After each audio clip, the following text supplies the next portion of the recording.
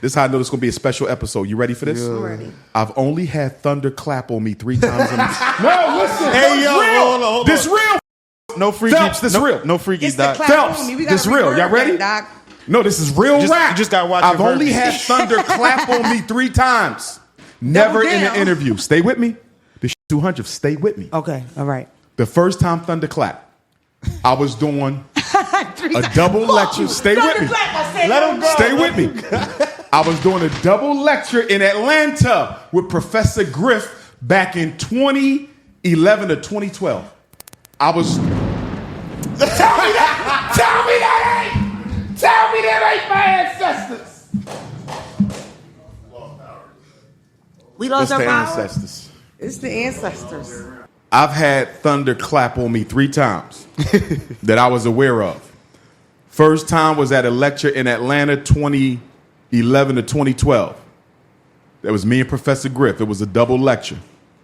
I was speaking on the Mau Mau Revolution of Kenya, and thunder hit, boom, shook the whole place. Right. Second time, South Africa, 2015 or 2016. So 10 years or 9 years ago. I was speaking on something passionately. It was about the struggle in South Africa. Thunder hit right after the end of my statement. Boom. And your podcast was the 3rd time. So when I finished, Shango said, clap! Dr. Umar. Talking about my ancestors ain't here. Out of your mind! Ain't no religion greater than my ancestors. Not one of them! So a class that will be taught in Frederick Douglass Academy is African definitely spirituality and cosmology. hoodoo and And voodoo. that's going to be a very controversial topic. I'm teaching it. Hoodoo I'm the and voodoo, though. Ifa. Ifa. Ifa, which is the spiritual system of the Yoruba peoples of Nigeria. Voodoo is a cousin system. Okay. Similar but different. You feel me? Yeah. But that's still within the family of African spirituality. Unfortunately, because of the propaganda against voodoo, right, and because of some practitioners in voodoo who have used divine magic for evil purposes, For black, voodoo yeah. has gotten a bad name. Right. But I want you to understand something, my good sister, my good brother. The white man has intentionally demonized and criminalized voodoo because he's afraid of it. Right. And why is he afraid of it? Because it was Used against voodoo him. that our Haitian African brothers and sisters used to give us the first independent free black republic in the Western Hemisphere when they won the Haitian Revolution against Napoleon, the white man's greatest general. Fought them fuckers for Napoleon 13 was years. defeated by an army of slaves. And he fought them for 13. They fought for 13 years, Yes, right? indeed. Yeah, that's a and hell so of a the fight. white man don't ever want no black person practicing voodoo Yeah. because he don't control it. Religions are instruments of control. Yeah. Yeah. The best way to control a people is to make them think God wants them to do things a certain way. If I can convince you God wants you to do this, I never have to worry about arresting you. Religion is the best thing that happened to white supremacy. Look at all them children been through the Roman Catholic Church. Yeah. And ain't nobody said nothing. Why? Because religion brainwashes you into thinking that the church is supposed to be in control of your life.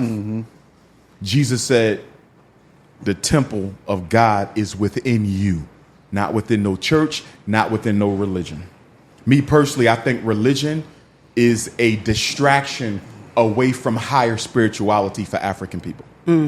Keep you caught up in beliefs, in rituals, in customs, as opposed to focusing on your divine destiny and your relationship with the Creator. I had a close friend tell me that she thought that slavery was a blessing because that's how Christianity was introduced to African She people. suffers from post-traumatic slave disease. Yeah. First of all, we had Christianity first. Christianity came from African people. I can't. Jesus spent his childhood where? In Egypt. Jesus was an African. Where did Moses go to school? At this point, Zack dropping them. Is that you? No, Shango dropped him. Shango is the god of thunder, not Zack. Shout out to Zack. I got an uncle named Zack. Dr. Umar, I want to ask you a little bit about your past, Talk right? to me. That's what I had a question about. What, like, were you always just into black? Because I said you said you were raised Muslim. Yes. Right. My introduction to black consciousness came from the George G. Meade Elementary School, 18th and Oxford Street, North Philadelphia, 5 blocks away from Marcus Garvey's UNIA Liberty Hall. We had Black History class in 4th grade. We had Black History class in 5th grade.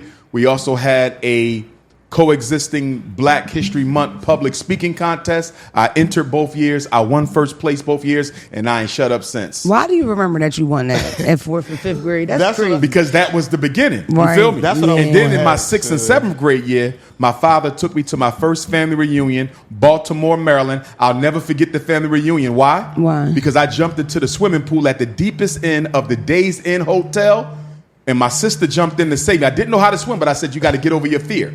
And I jumped in the deepest water, couldn't swim. My sister jumped in and almost drowned her, so she left me out there. And then a snow bunny came.